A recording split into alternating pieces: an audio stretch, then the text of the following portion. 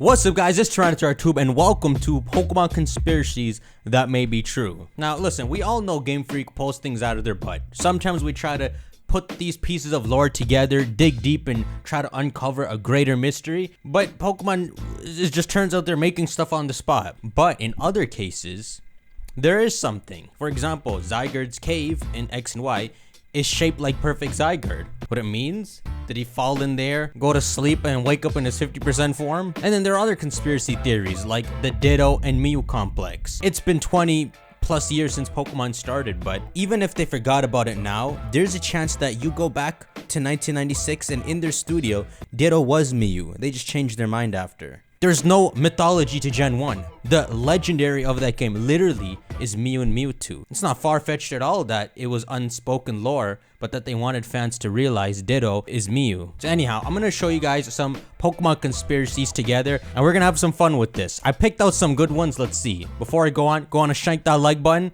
If you enjoy this, we'll do this again. The first pseudo-Woodos were Dittos that tried to become trees and got it wrong. Hey, who are you laughing at? These mans have been subjected to eternal stuck-in-place torture. Think about it. Sudowoodo has the Ditto face. Damn, you not wrong.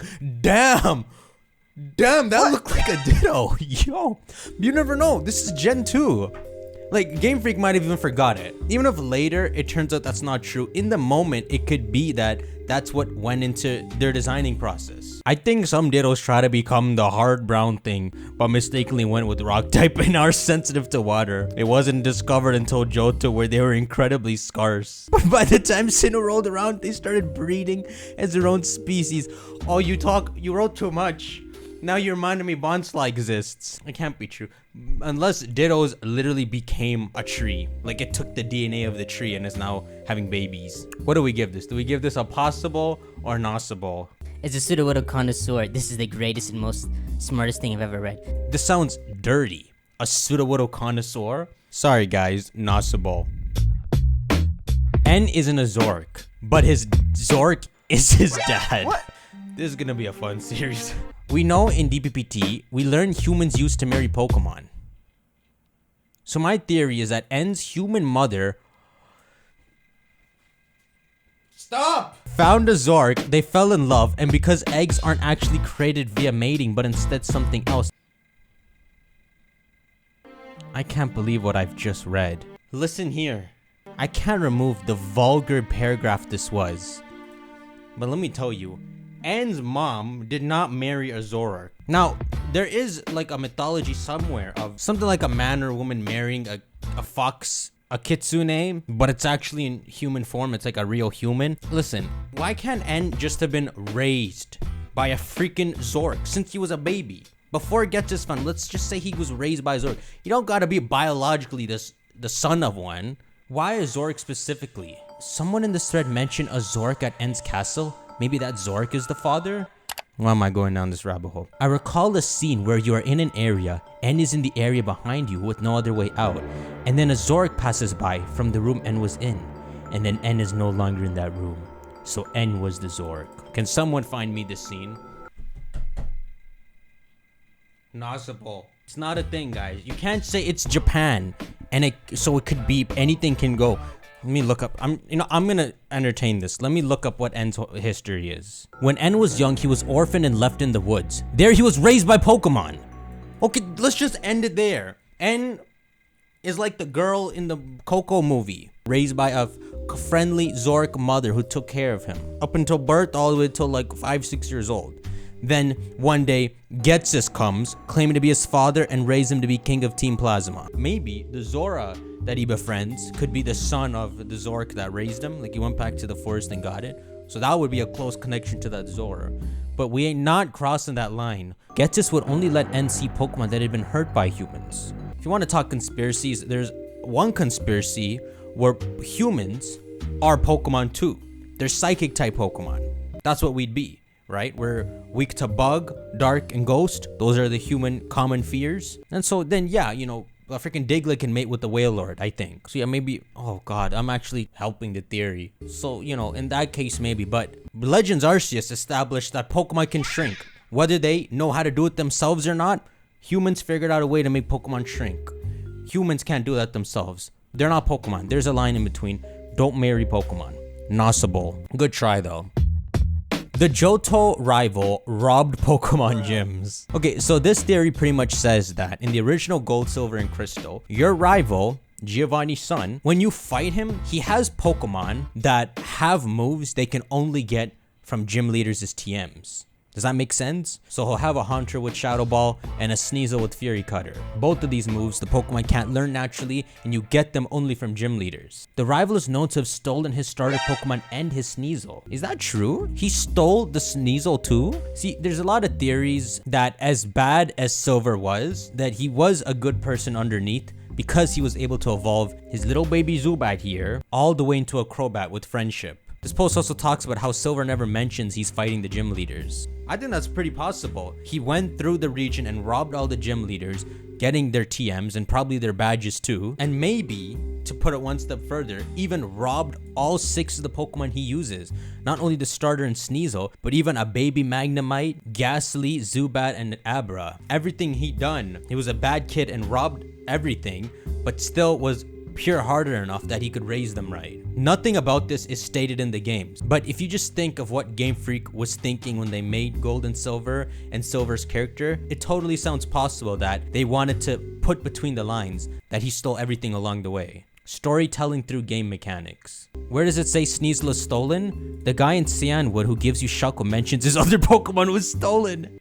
Which god makes for a sick rival. Like, he's an evil rival. Plausible. I give you the stamp.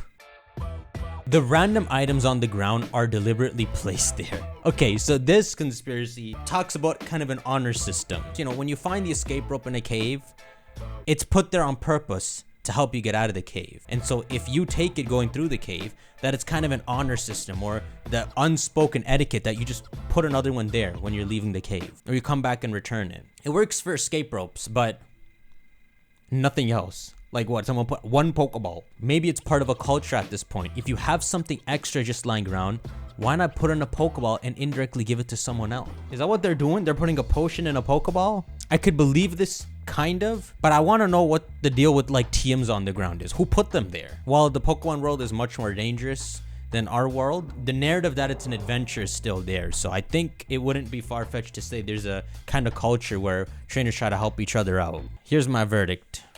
Possible for like 10% of the items. Other items, you see the super potion? This fell out of someone's pocket.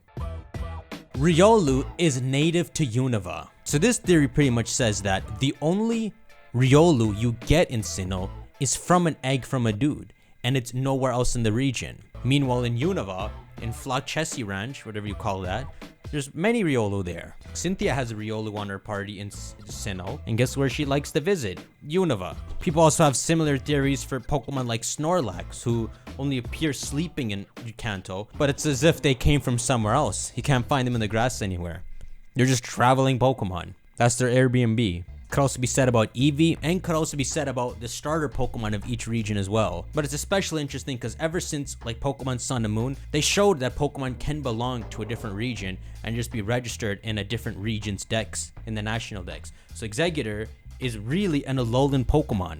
600 Pokemon deep in the national dex, but it's registered in Kanto. For Vulpix, who knows if the first one was Snow? Legends Arceus especially has fun with this because all these Pokemon that aren't supposed to be in Sinnoh were there a long time ago and maybe originated there, like Basculin. Basculin evolved in some vengeful way, seeing all its other white striped Basculin dying, and they've died out, leaving only these red and blue stripes that then go to Unova, something like that. Plausible. Guzzlord is Zygarde. Okay, this is something a lot of us thought when we first saw Guzzlord. This one is a hard one to figure out. If I kept showing you these images back and forth and told you Guzzlord was a mutated Zygarde, or lied to you and said Game Freak confirmed that Guzzlord is a mutated Zygarde, I think you'd believe it. They say both are dragon types except Zygarde is ground and Guzzlord has the evil dark typing. Both Zygarde and Guzzlord have big HP stats. Well, let's think about it. If this is a mutated Zygarde, what is this? Mutated 100% form Zygarde? That's a powerful Pokemon that this is right here. That means that universe is doomed. But I think the fun you can have with this theory comes in the ultra wormholes, the different ultra spaces. So the way I understand Guzzlord's ultra space is in the games. I remember my reaction going through and it's the same place in Sun and Moon except everything is destroyed.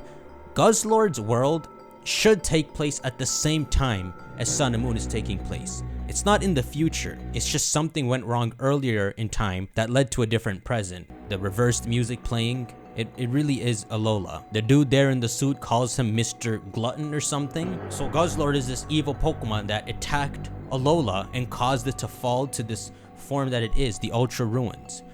But that's on the surface. When you actually go through the Ultra Ruins, I think what really happened is some kind of deadly poison came into Alola and everything died out, but Guzzlord was able to eat that poison, eat that toxic waste.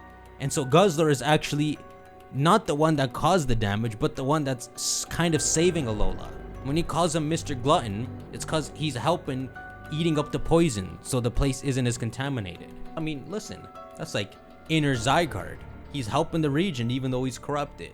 But there's one difference, which is that there should be multiple Guzzlord. Somewhere in the game, I'm pretty sure they state that there's multiple Guzzlord, even though he is big and bad and you'd want to imagine he's the only one. But it could be that this isn't 100% Zygarde corrupted. It could be that this is one of Zygarde's hundreds of cells and they've all mutated to take this form, which means all his cells have become like super powered, like 1,000 times stronger, except kind of mindless. But a workaround is, let's just make them clumps of cells, okay? Let's just say there's like 10 Guzzlords, each with 10% of Zygarde cells. It does come full circle, because if they are Zygarde cells and they were forced to mutate into some form, it's not far-fetched that they take on an appearance like the perfect form. It's in its DNA. Do I believe the theory? I probably shouldn't say. I won't answer this one. I'll leave it to you. Plausible, Nasibul. Getsis.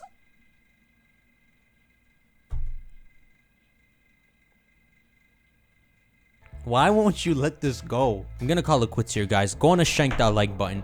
You want me to go through more conspiracies? Let me know. I got a whole bunch of them. I'll see you on the next video. Take care. Bitch, I'm the man. Give me my spot on that throne. They didn't want me to grow. They didn't know I would make all of them go. I did it all on my own. Man, what was you? When I was trapped in my zone, never had nothing to own. Now it's all good. All of that frontin' is gone. I'm out here stunning for show. Bitch, I'm a pro.